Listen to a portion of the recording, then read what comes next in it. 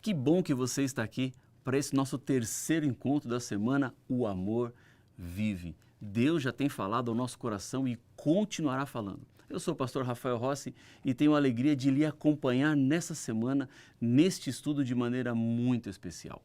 Hoje vamos falar sobre o amor que insiste e não desiste. O amor que olha por mim e por você e foi até as últimas consequências na cruz, para que tivéssemos a esperança da eternidade e da salvação. Você está aqui nessa série de estudos não à toa. Foi porque Deus marcou esse encontro entre nós dois para que pudéssemos abrir a palavra dele e entender um pouco mais deste amor. Hoje vamos nos valer de 3 parábolas que Jesus contou no Evangelho de Lucas, no capítulo 15. O que essas parábolas têm a nos dizer, o que podemos aprender desse amor que insiste e não desiste. Fecha os olhos, vamos orar e daqui a pouquinho a gente vai para a Bíblia, porque tudo começa na palavra. Pai de amor, ajuda-nos a entendermos aquilo que o Senhor tem para nós neste momento. Esse amor que insiste, que não desiste, é o amor que eu quero lhe pedir neste momento, que alcance cada coração, leva-nos para mais próximos do Senhor. É o que eu lhe peço no nome de Jesus. Amém. Se você está com a sua Bíblia aí, eu quero lhe convidar a abrir no Evangelho de Lucas, no capítulo 15, onde nós vamos encontrar essas 3 parábolas. Vamos ler o versículo 24.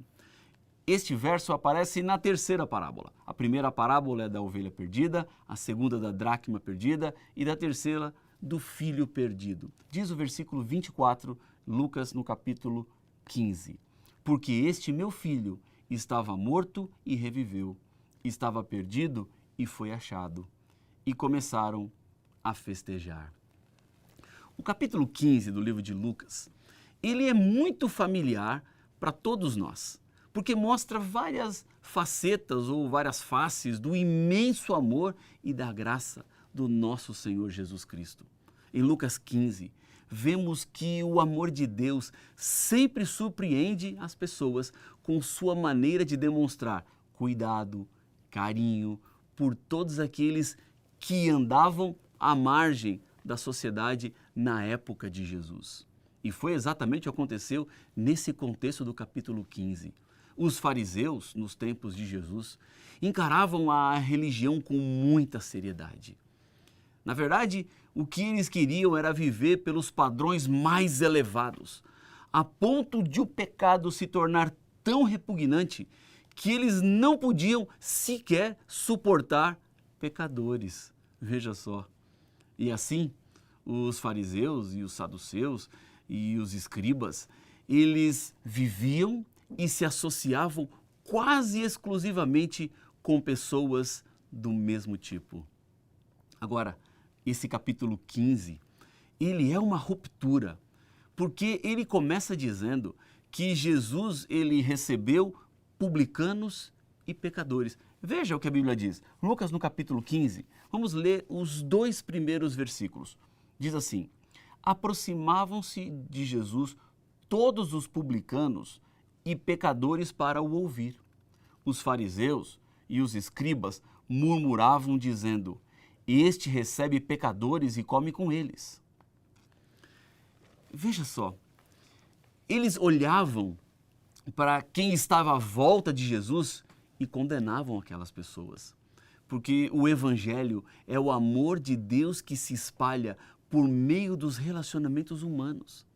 A maioria das pessoas aceitaram a Jesus por causa de alguém. Vemos Jesus nos atos de amor e compaixão ao próximo. As pessoas, elas sempre verão Jesus nos atos de amor e compaixão que nós podemos ter. Neste momento de Lucas 15, logo no começo, antes de Jesus contar as parábolas, os fariseus não podiam entender como alguém que era um santo poderia gostar tanto de pecadores. Na verdade, eles não entendiam nada sobre o amor de Jesus. Eles não compreendiam a extensão da missão. Eles não entendiam quem Jesus de fato era e aquilo que significava estar Jesus no meio deles. Cristo vai responder ao questionamento dos fariseus por que ele comia e recebia os pecadores, contando parábolas. Se você está com a sua Bíblia aí, você vai ver que a primeira parábola vai dos versículos 4 até o versículo 7. Quando Jesus conta aqui que um pastor tinha 99 ovelhas no aprisco, mas faltava uma, porque o número dele era 100 ovelhas. E esse pastor, dando falta de uma só das suas ovelhas, ele sai à procura desta ovelha, deixa as 99 ovelhas seguras e protegidas no aprisco e agora ele vai ao encontro dessa que havia se perdido. E ele não desiste, e ele não para enquanto ele não encontra esta ovelha. Veja, há vários grupos de pessoas que se aproximam de Cristo de maneiras diferentes, de formas diferentes. A ovelha aqui desta parábola representa um grupo. E que grupo é esse? Aqueles que estão perdidos, sabem que estão perdidos, mas não conseguem voltar. Era exatamente essa a situação da ovelha. Ela estava com medo, ela estava aflita, ela estava preocupada, predadores poderiam caçá-la.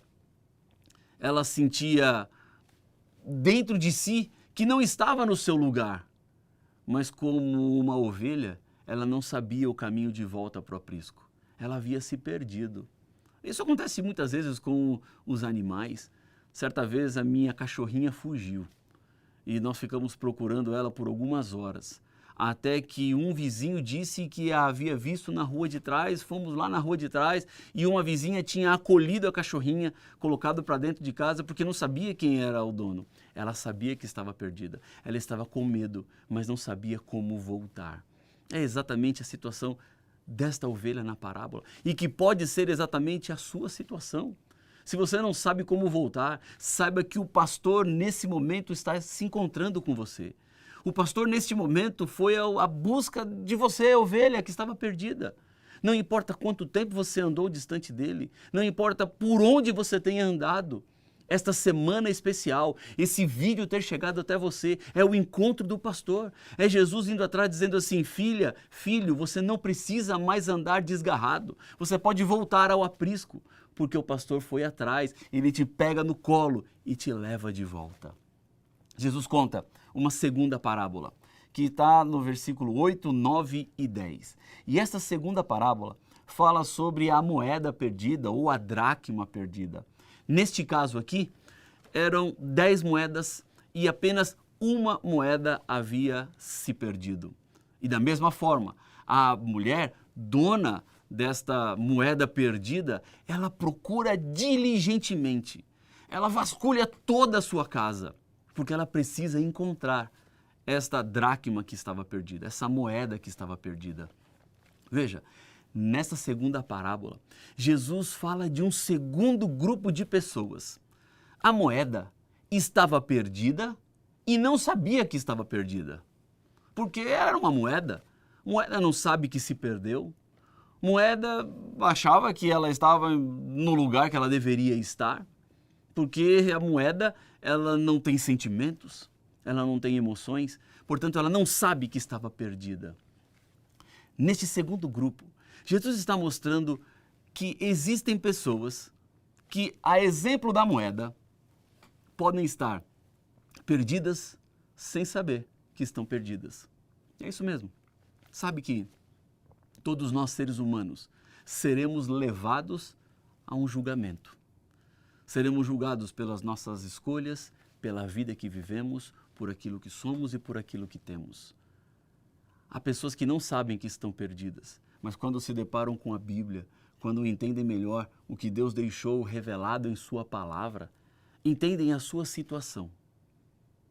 E da mesma forma, como aquela mulher procurava a moeda perdida, Deus continua procurando, convencendo cada um de que estamos perdidos, de que a nossa situação de pecadores e pecadoras nos levará à morte, mas que não precisamos passar pela experiência da morte, porque há uma esperança.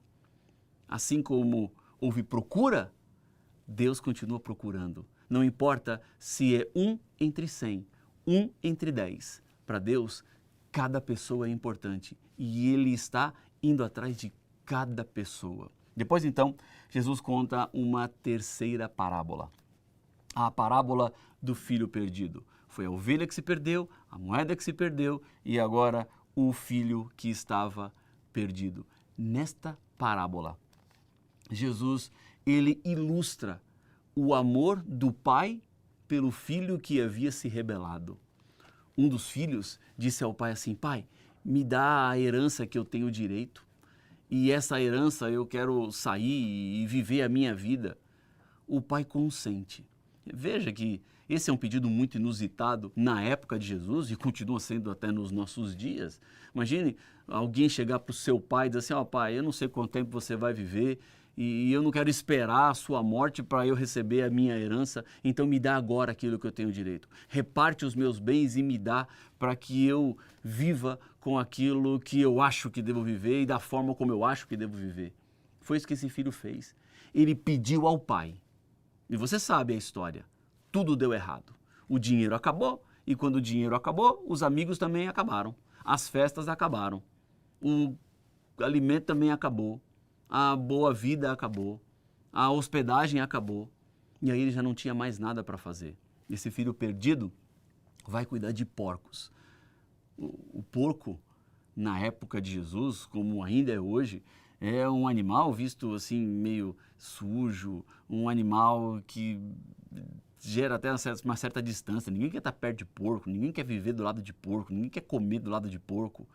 Mas foi exatamente aí que este garoto foi viver. E lá, vivendo junto com os porcos, ele então tomou consciência de si, resolve voltar para casa. E quando ele volta, o pai o recebe. Nessa terceira parábola, Jesus está ilustrando o grupo daqueles que estão perdidos, sabem que estão perdidos e conhecem o caminho de volta. Pode ser você, pode ser a sua situação. Você sabe o caminho de volta. Você sabe por onde ir. E quando o filho volta, o pai abre os braços e diz assim: bem-vindo, filho, de volta à sua casa. Bem-vindo ao lugar que você nunca deveria ter saído. A Bíblia diz que o pai coloca um anel no dedo do filho e esse anel significava que ele estava sendo recebido de volta ao lar na condição de filho. Mas há um outro detalhe nessa parábola, que é o filho mais velho. Diz assim, o versículo 25 do capítulo 15 do Evangelho de Lucas: ora, o filho mais velho estava no campo. Quando voltava, ao aproximar-se da casa, ouviu a música e as danças. Este filho mais velho que ficou em casa, ele não lidou muito bem com a volta do seu irmão. Sabe que nunca é certo amar o pecado, mas nunca é errado amar os pecadores. E como eu sei que amo aqueles que estão ao meu redor?